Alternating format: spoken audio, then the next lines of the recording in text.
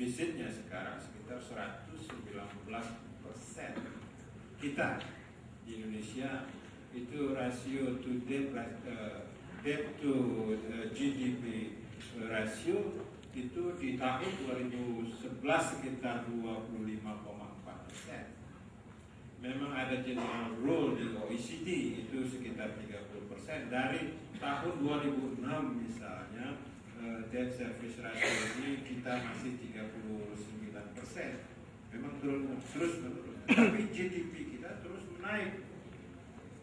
Tahun 2011 itu diperkirakan 7.200 triliun GDP kita atau PDB kita. Di 2012 itu PDB kita sekitar 8.100 triliun.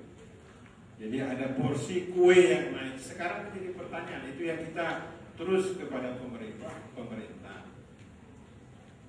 Perhitungan PDB ini. PDB itu kan semua produk dihitung, baik yang milik domestik maupun yang milik asing. Itu yang terus nanti kita akan bahas bersama-sama dalam satu sesi tersendiri tentang pembahasan utang. Sudah kita sepakati bersama Menteri Keuangan untuk kita adakan sesi khusus sore itu. Jadi dilihat dari General Rule OECD sebenarnya di tahun 2012 itu debt service ratio kita itu menjadi turun lagi sekitar 24%. Defisitnya sekitar 225%. Jadi ini menjadi pertanyaan. Kita bandingkan dengan debt service ratio kita yang 25%. Itu sebabnya di tahun 2008 saya tetap mengatakan bahwa pemerintah tanda kutip dengan RUU JPSK itulah yang kemudian diambil keputusan membela Bank Senturi yang kita sudah tahu semua kasusnya. Kalau soal dampak sistemik itu sudah diputuskan di Undang-Undang Bank Indonesia pasal 11 ayat 5 bahwa untuk pembiayaan jangka pendek sudah ada protokolnya dibahasi tersendiri antara LPS, Kementerian Keuangan, saya kira juga mungkin BID pemerintah untuk menurunkan angka itu. Tetapi Perpu di nomor 2 atau nomor 3 tadi tahun 2008 sudah memutuskan menaikkan. Waktu itu isunya bahkan keinginan Menteri Keuangan yang lalu DPK itu dijamin 100%, maka itu kembali kepada kasus tahun 98, tahun 98. Saya ingat betul waktu itu Pak JK sebagai Wapres tidak setuju DPR dan akhirnya kita tidak setuju. Jadi pertanyaan, kalau di kasus tahun 2008 pertumbuhan ekonomi yang dari 6% menjadi 4,3%, sekitar 30%.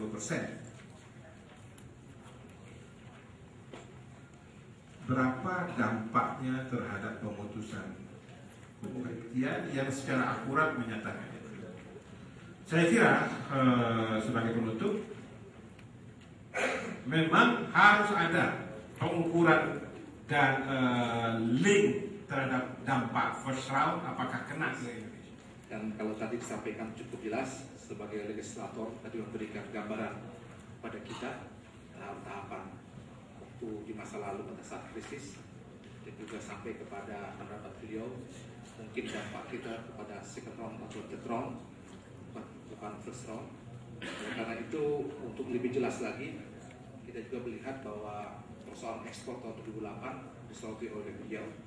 Dan kita lihat memang kalau ada 3 pasar, ada pasar barang gitu, ekspor impor, lalu ada pasar tenaga kerja, yang pasar tenaga kerja ini belum sama dengan pasar barang, tetapi yang pasar yang lebih cepat lagi bergerak yaitu pasar uang. Oleh karena itulah yang paling mengetahui dan datanya adalah dari BI.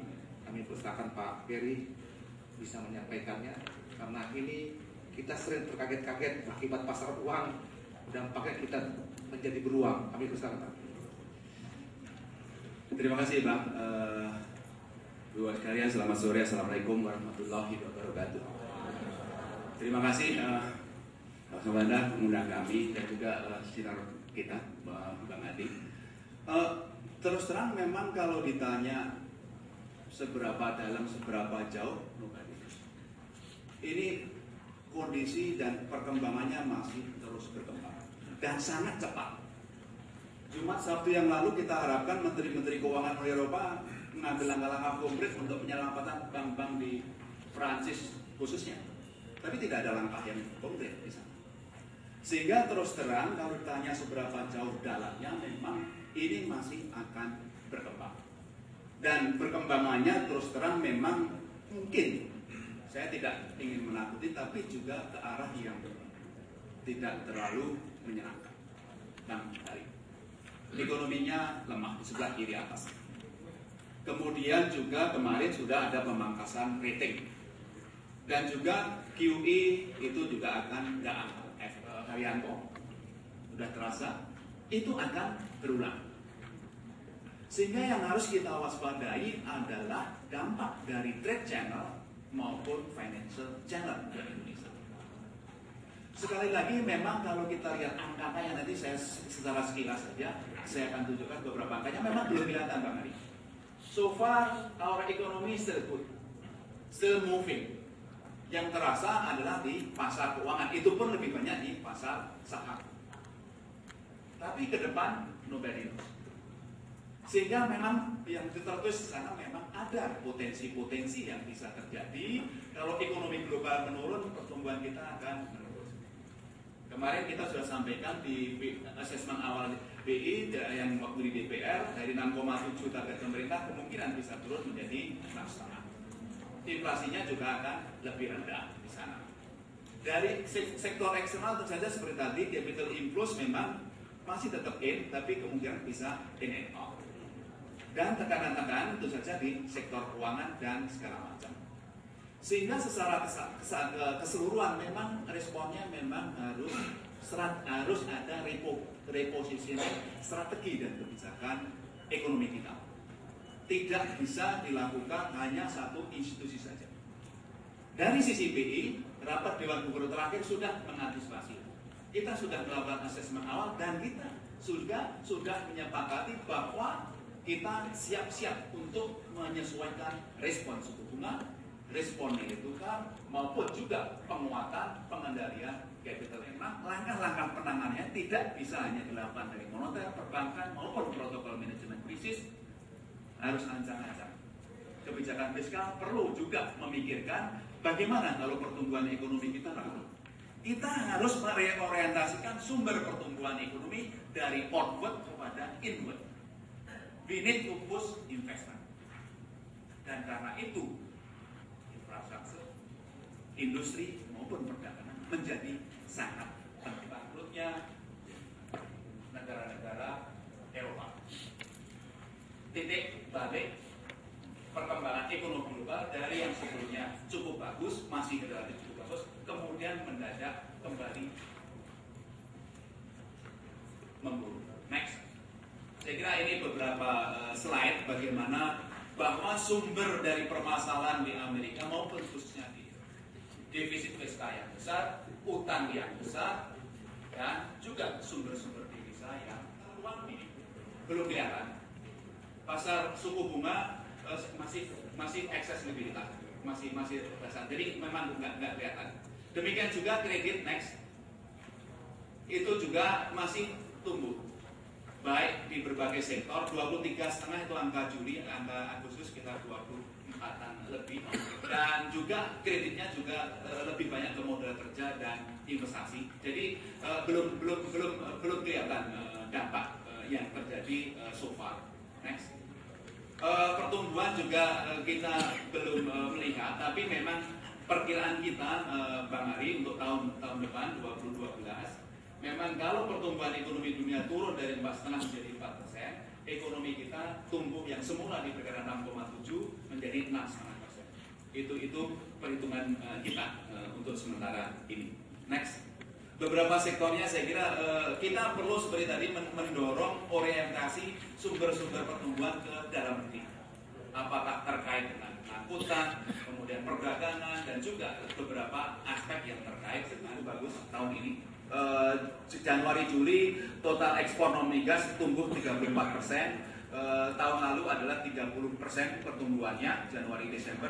Untuk Januari-Juli 34%. Sumber-sumber ekspornya tidak hanya dari SDA tapi juga manufacture juga tumbuh hampir 30%. Jadi pertumbuhannya masih bagus sampai Januari-Juli. Kemudian naik.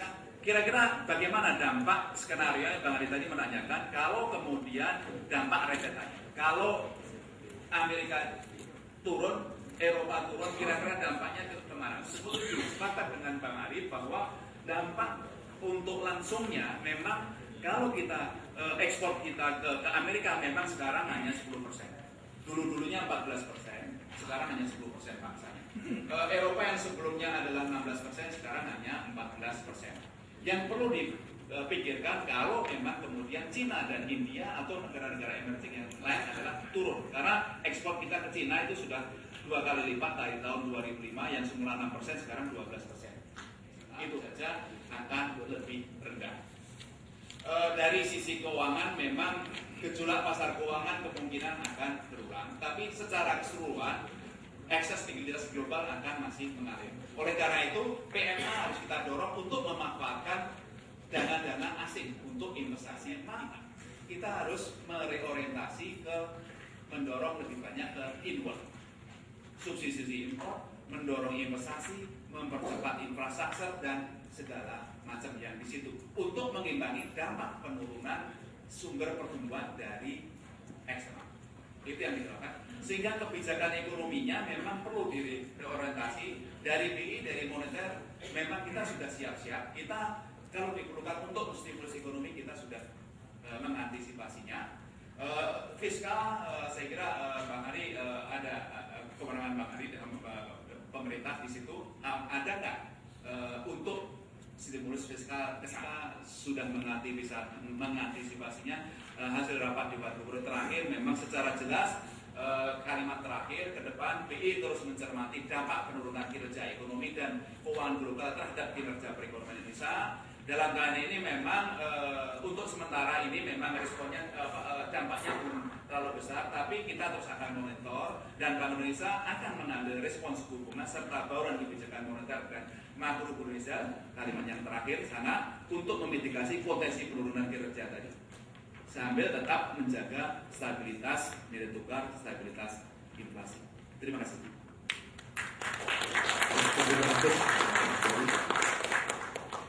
Jadi tapi disampaikan tadi saya sedikit highlight bahwa hal yang penting yang masih dikhawatirkan oleh Pak Ferry soal koordinasi dalam masalah protokol krisis ini. Walaupun lingkup tugas PI ada, yang lain juga ada, cuma bagaimana koordinasinya. Karena perubahan ini sangat cepat. Dan tadi Pak Ferry juga menyatakan bahwa supply side itu tetap harus didorong ekspor, dan kalau ekspor itu membutuhkan juga infrastruktur transportasi yang kita mungkin mahal gara-gara sistem logistik dan sistem kita yang kurang baik. Dan kita juga kalau melebarkan supply side berarti kita juga harus memperluas kesempatan pemasaran daripada investor kita dari luar masuk. Oleh karena itu kita menggunakan pepatah Cina, bila ada masalah disitulah ada opportunity. Oleh karena itu bagaimana kita menangkap opportunity itu, kami persilakan mungkin Pak Dr. Brana Wahyu menyampaikan kemungkinan opportunity apa yang bisa ditangkap oleh Indonesia. Dan kebetulan di sini ada teman-teman semua untuk dibawa pulang kira-kira apa. Tadi ada 2 versi, bagi legislator maupun pengambil